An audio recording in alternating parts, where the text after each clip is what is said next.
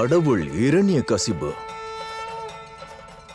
இதோ இங்கு நடக்கிறதே, இது பூஜை அல்ல, நாராயணரின் தனி உலகம்.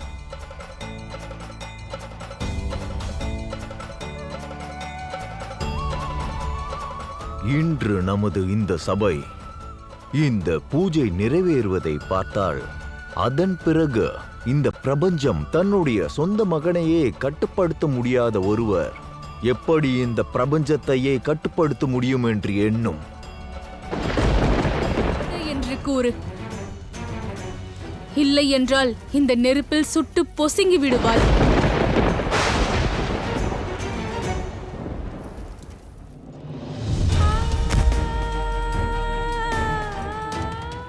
கடவுளே நாராயணா, உங்களைத்தான் பிரபு.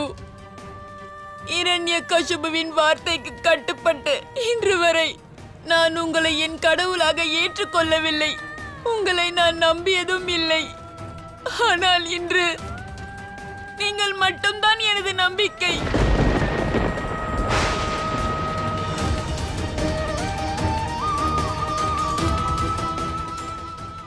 உங்கள் பக்தனுக்கு பெரிய ஆபத்து. அவனை காப்பாற்றுங்கள். கேட்கிறதா நாராயணரே? ஒரு புறம் நம்பிக்கையோடு பிரகலாதன், மறுபுறம் தன் மகனுக்கு ஆபத்து என்றதும் மனம் உருகி கதறும் ஒரு தாயார். என் சவாலுக்கு பதில் கூறு நாராயணா. உன் பக்தனின் நம்பிக்கையை உண்மையாக்கு. என் முன்னால் வா.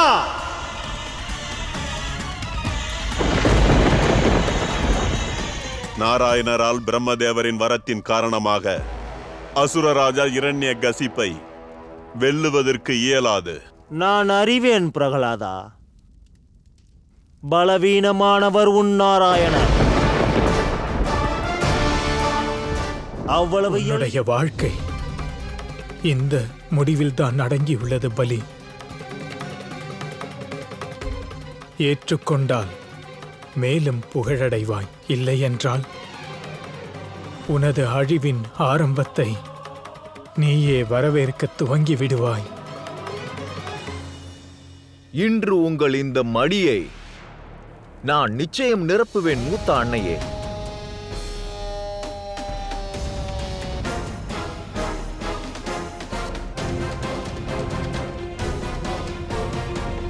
அசுரராஜா பலி, இந்த தவறை என்றும் செய்யாதே. இங்கு எவரையும் பெரும் கரத்தோடு அனுப்புவது அசுரராஜா பலியின் பழக்கம் கிடையாது.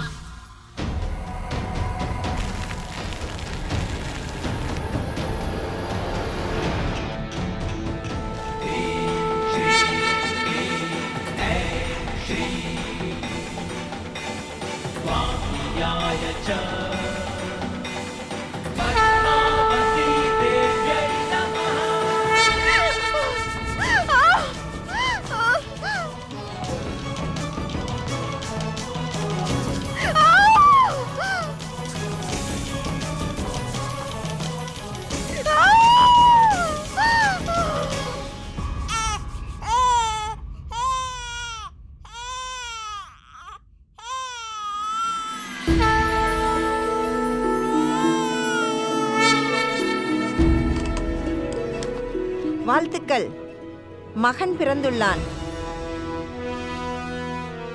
எனக்கு எனக்கு தம்பி பிறந்துள்ளானா?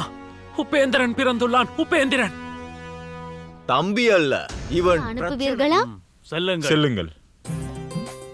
செல்லுங்கள் அன்பு வாமன மகாராஜா. இனி ஏன் காத்திருக்கிறீர்கள்? சீக்கிரமாக திரும்பி வாருங்கள்.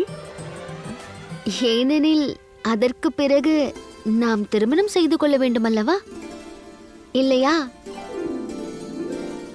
அசுரராஜா பலி தானம் செய்ய வேண்டிய நிகழ்வு முடிந்தது.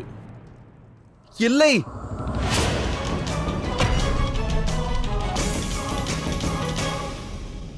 தானம் செய்யும் சடங்கானது எப்படி முடிவடையும்?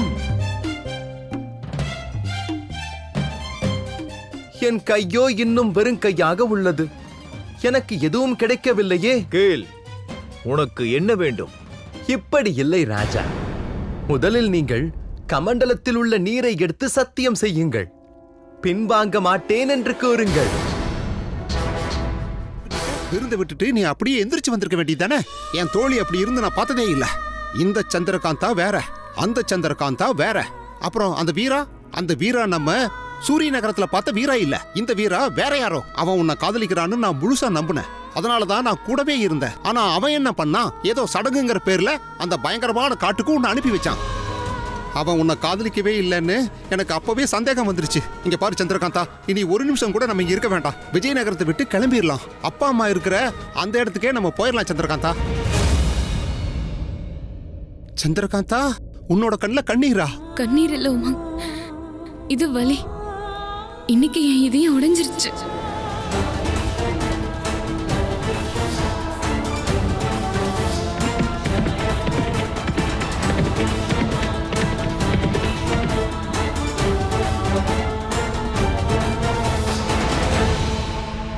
சந்திரகாந்தா, ஒரு உறவு உடைஞ்சாதான் இதயமும் உடையும். ஆனா நீ இந்த கல்யாணத்தை ஒரு கல்யாணமாவே ஏத்துக்கலையே. அப்புறம்? ஆமா உமா, எனக்கு இந்த கல்யாணம் நடந்தப்ப என் மனசு அதை ஏத்துக்கல. ஆனா இங்க வந்ததும் வீரா என் முகத்துல புன்னகை ஏற்படுத்தினா. அந்த புன்னகை காதல் ஆயிடுச்சு.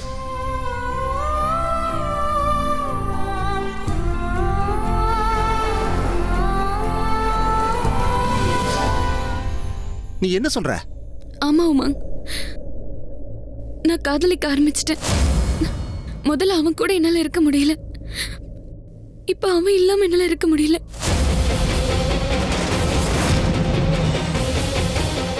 காதலா? இது அவளோட எதிரி நாடு.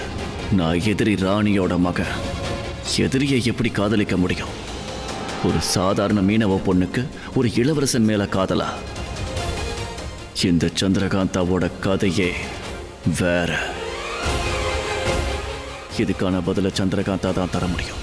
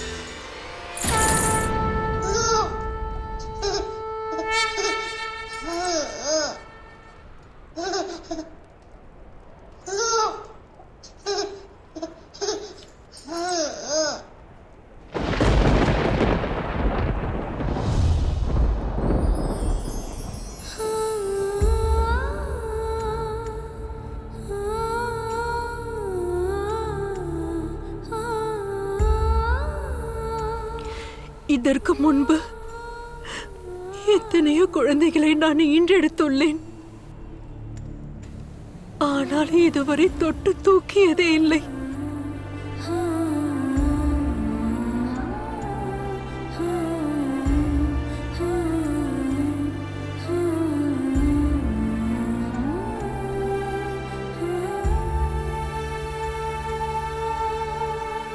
இவை அனைத்தும் நாராயணரின் லீலைதான் தேவகி. நமது குழந்தை அவரின் ஆசீர்வாதம்தான். நீயே நன்றாக பார் தேவகி, நம் கையின் விலங்குகள் அவிழ்ந்து விட்டன. இந்த வீரர்கள் அனைவரும் மயங்கி விட்டார்கள். இதை மாயம் என்று கூறாமல் என்னவென்பது? ஆமாம் சுவாமி, வழக்கமாக கம்சன் இந்த தகவலை கேட்டதுமே வந்து விடுவான். ஆனால் இன்று அவனும் வரவில்லை.